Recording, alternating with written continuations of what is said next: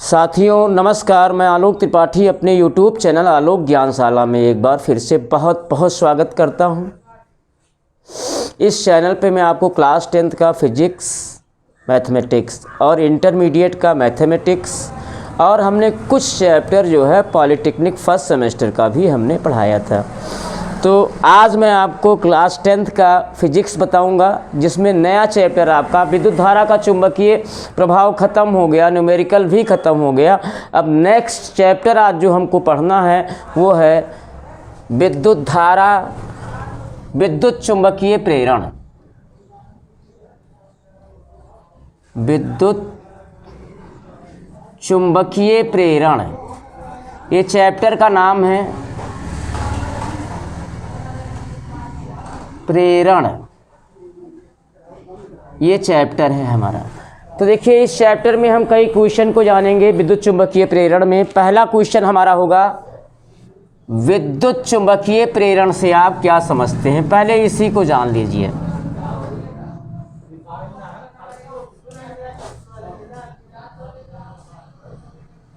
विद्युत चुंबकीय प्रेरण से आप क्या समझते हैं। विद्युत चुंबकीय प्रेरण से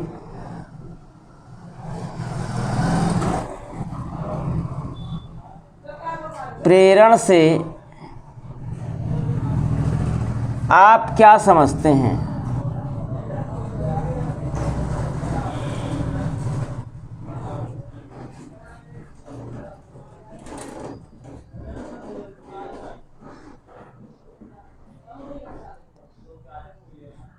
ये पहला क्वेश्चन है, तो ध्यान दीजिएगा बच्चों। विद्युत चुंबकीय प्रेरण से आप क्या समझते हैं, इसका आंसर हेडिंग होगा विद्युत चुंबकीय प्रेरण।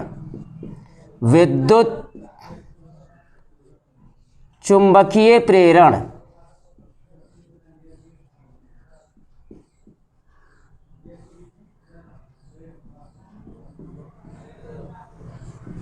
हाँ, तो देखिए विद्युत चुंबकीय प्रेरण क्या है, ध्यान दीजिएगा। आपने चुंबकीय प्रभाव भी पढ़ा है और चुंबकीय क्षेत्र भी पढ़ा है। अब हम लोग पढ़ रहे हैं विद्युत चुंबकीय प्रेरण क्या होता है, किसे कहते हैं। तो विद्युत चुंबकीय प्रेरण क्या है, चुंबकीय प्रभाव अथवा चुंबकीय क्षेत्र, चुंबकीय प्रभाव अथवा चुंबकीय क्षेत्र में परिवर्तन के कारण किसी बंद परिपथ में विद्युत धारा उत्पन्न हो जाती है। चुंबकीय प्रभाव अथवा चुंबकीय क्षेत्र में परिवर्तन के कारण किसी बंद परिपथ में विद्युत धारा के उत्पन्न होने की घटना ही विद्युत चुंबकीय प्रेरण कहलाती है। और इसकी खोज ब्रिटिश वैज्ञानिक माइकल फैराडे ने की थी। माइकल फैराडे ने की थी। एक बार फिर से, चुंबकीय प्रभाव तथा चुंबकीय क्षेत्र में परिवर्तन होने के कारण बंद परिपथ में विद्युत धारा के उत्पन्न होने की घटना को ही, बंद परिपथ में विद्युत धारा के उत्पन्न होने की घटना को ही विद्युत चुंबकीय प्रेरण कहते हैं। और इसकी खोज सर्वप्रथम ब्रिटिश वैज्ञानिक माइकल फैराडे ने की थी। तो लिख लीजिए इसका, चुंबकीय प्रभाव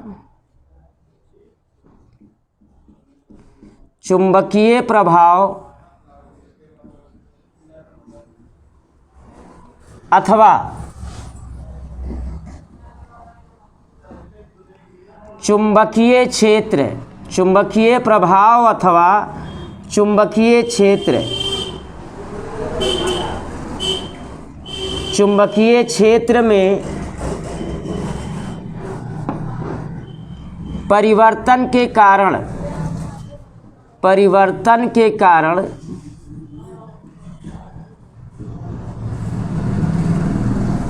किसी बंद परिपथ में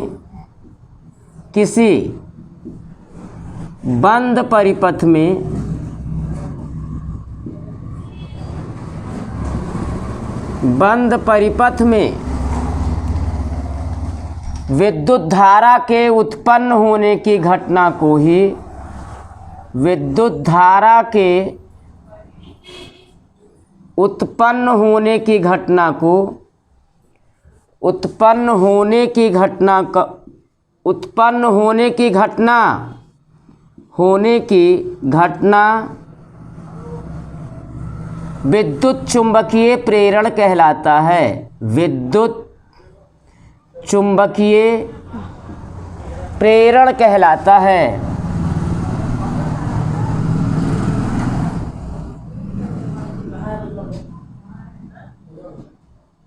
बेटा ये 2 नंबर या 1 नंबर में पूछा जा सकता है।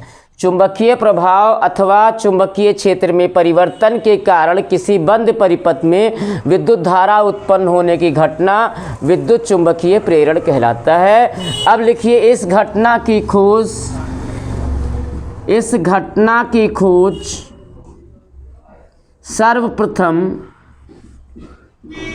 सर्वप्रथम ब्रिटिश वैज्ञानिक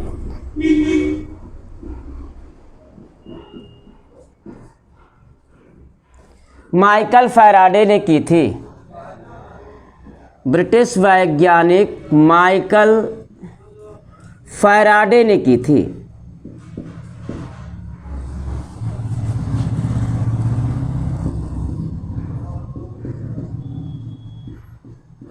बच्चों इसका स्क्रीनशॉट ले लीजिए।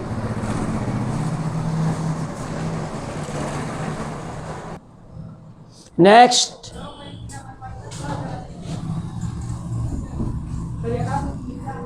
है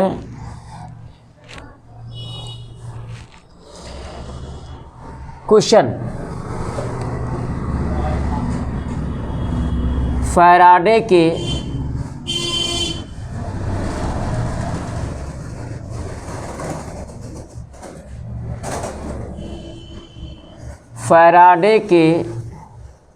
विद्युत चुंबकीय प्रेरण संबंधी नियम लिखिए। फैराडे के विद्युत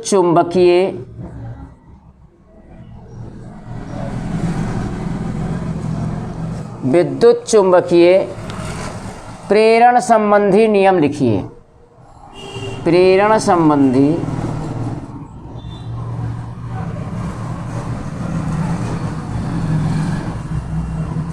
नियम लिखिए।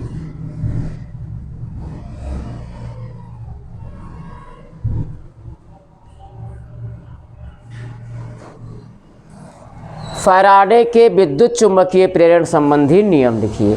तो देखिए प्रयोगों के आधार पे फैराडे ने विद्युत चुंबकीय प्रेरण संबंधी 2 नियम प्रतिपादित किए। फैराडे के विद्युत चुंबकीय प्रेरण संबंधी नियम को लिखना बहुत इंपॉर्टेंट क्वेश्चन है।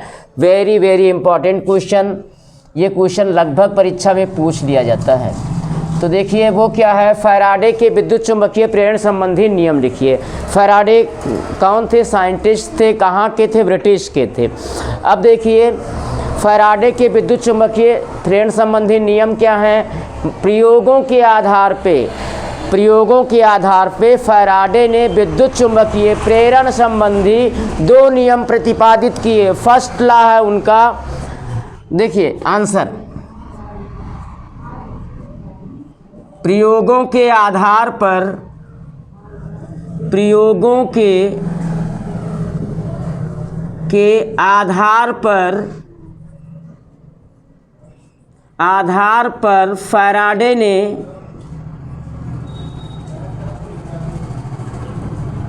फैराडे ने विद्युत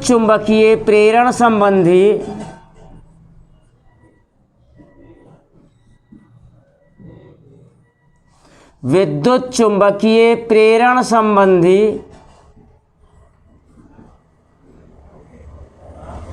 2 नियम प्रतिपादित किए। 2 नियम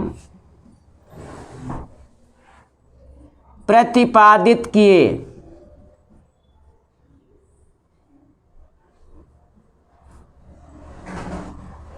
जो निम्नलिखित है।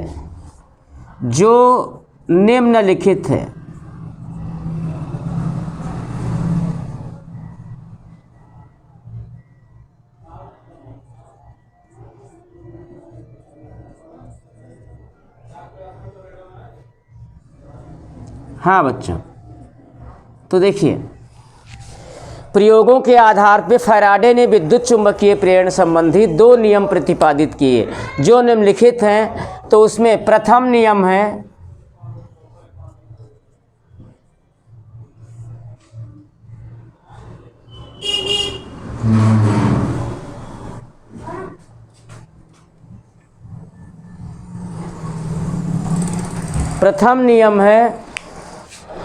ध्यान दीजिएगा, फैराडे का प्रथम नियम, जब किसी परिपथ से बद्ध चुंबकीय फ्लक्स के बारे में मैं आपको बताऊंगा, थोड़ा सा यहाँ पे अभी देख लीजिए। जब किसी परिपथ से बद्ध चुंबकीय फ्लक्स में परिवर्तन होता है, जब किसी परिपथ से बद्ध चुंबकीय फ्लक्स में परिवर्तन होता है, तब परिपथ में एक प्रेरित विद्युत वाहक बल उत्पन्न हो जाता है। जब किसी परिपथ से बद्ध चुंबकीय फ्लक्स में परिवर्तन होता है, तब परिपथ में एक प्रेरित विद्युत वाहक बल उत्पन्न हो जाता है और इस प्रेरित विद्युत वाहक बल का परिमाण चुंबकीय फ्लक्स के ऋणात्मक दर के बराबर होता है। फिर से एक बार ध्यान से देखिए, फैराडे का प्रथम नियम क्या है? जब किसी परिपथ से बद्ध चुंबकीय फ्लक्स में परिवर्तन होता है, तब परिपथ में एक प्रेरित विद्युत वाहक बल उत्पन्न हो जाता है और इस प्रेरित विद्युत वाहक बल का परिमाण चुंबकीय फ्लक्स के परिवर्तन के ऋणात्मक दर के बराबर होता है। तो देखिए, जब किसी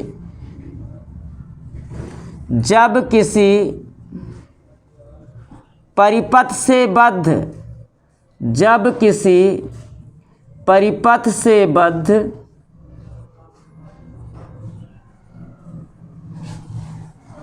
चुंबकीय फ्लक्स में परिवर्तन होता है, चुंबकीय फ्लक्स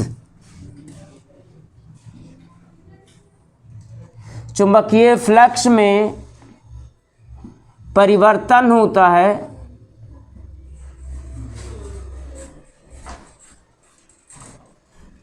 जब किसी परिपथ से बद्ध चुंबकीय फ्लक्स में परिवर्तन होता है, तब परिपथ में एक प्रेरित विद्युत वाहक बल उत्पन्न हो जाता है। एक प्रेरित विद्युत वाहक बल उत्पन्न हो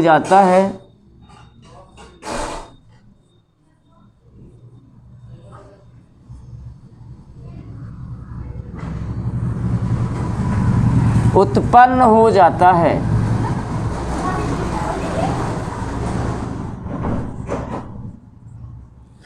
इस प्रेरित विद्युत वाहक बल का परिमाण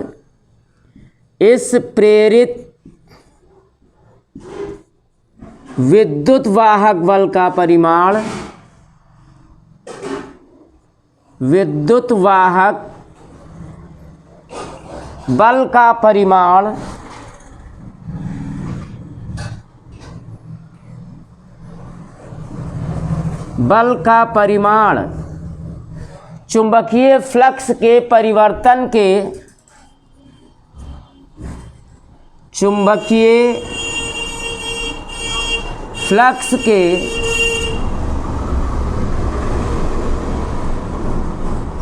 परिवर्तन के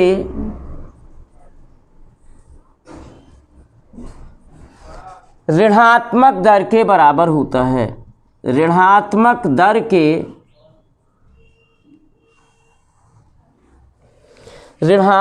दर के बराबर होता है।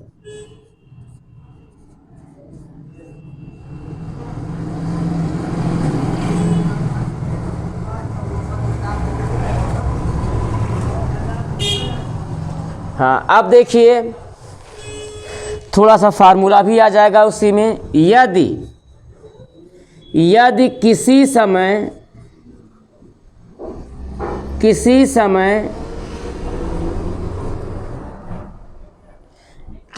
परिपथ से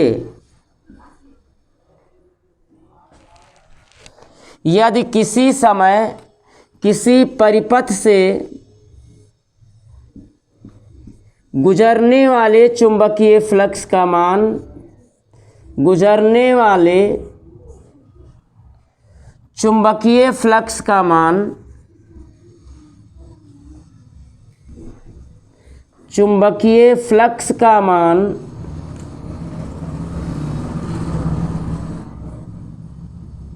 φ1 है तथा t समय पश्चात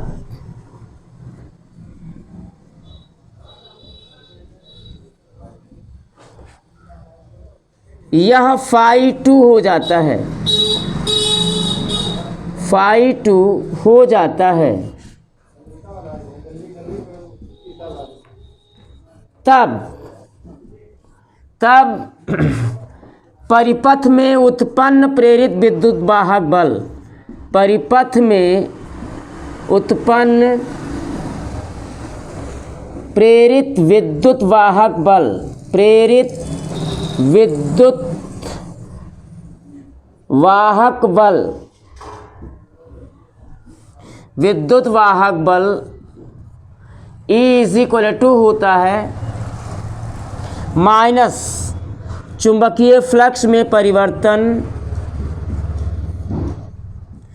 चुंबकीय फ्लक्स में परिवर्तन के ऋणात्मक दर के बराबर होता है। यानी E बराबर हो जाएगा माइनस चुंबकीय फ्लक्स में परिवर्तन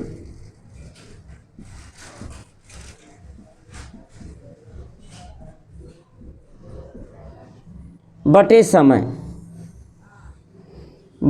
समय, यानी E बराबर हो जाएगा माइनस φ2 माइनस φ1 अपान t या डेल्टा t, जो भी लिखना हो। ये हो गया। अब ध्यान दीजिए, जो माइनस का चिन्ह, जो यहाँ माइनस का चिन्ह लगा हुआ है, वो ये प्रदर्शित करता है कि प्रेरित विद्युत वाहक बल सदैव चुंबकीय फ्लक्स के परिवर्तन का विरोध करता है। तभी तो इसने कहा है कि इस प्रेरित विद्युत वाहक बल का परिमाण चुंबकीय फ्लक्स के परिवर्तन के ऋणात्मक दर के बराबर होता है। तो यहाँ पे जो ऋणात्मक दर लिखा हुआ है, इससे साफ जाहिर हो रहा है कि प्रेरित विद्युत वाहक बल सदैव चुंबकीय फ्लक्स के परिवर्तन का विरोध करता है। अब देखिए, द्वितीय नियम बहुत ही इजी है, लिख लीजिए, और इम्पॉर्टेंट भी है। हाँ, द्वितीय नियम है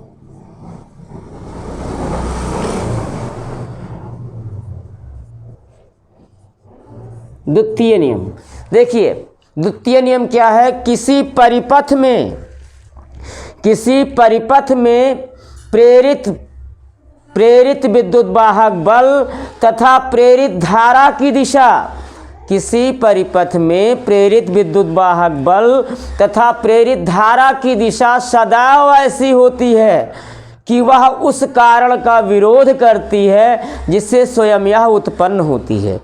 किसी परिपथ में प्रेरित विद्युत वाहक बल अथवा प्रेरित धारा की दिशा सदैव ऐसी होती है, परिपथ की बात हो रही है, किसी परिपथ में प्रेरित विद्युत वाहक बल और प्रेरित धारा की दिशा सदैव ऐसी होती है कि ये दोनों ही, कि यह उस कारण का विरोध करती है जिससे यह स्वयं उत्पन्न होती है।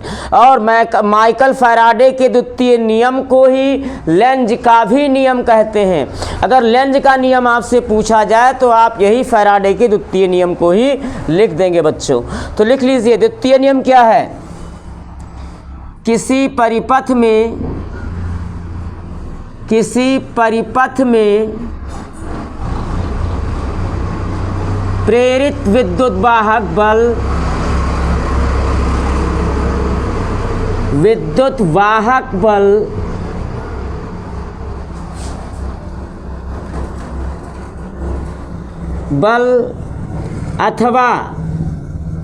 अथवा प्रेरित धारा की दिशा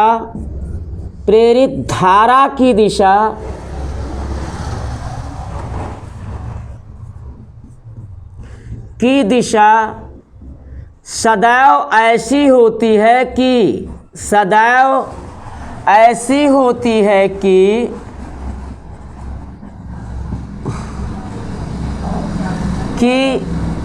यह उस कारण का विरोध करती है, यह उस कारण का विरोध करती है, विरोध करती है जिससे उस कारण का विरोध करती है जिससे स्वयं यह उत्पन्न होती है, जिससे स्वयं यह उत्पन्न होती है। और यही फैराडे का द्वितीय नियम ही लेंज का भी नियम कहलाता है। उत्पन्न होती है।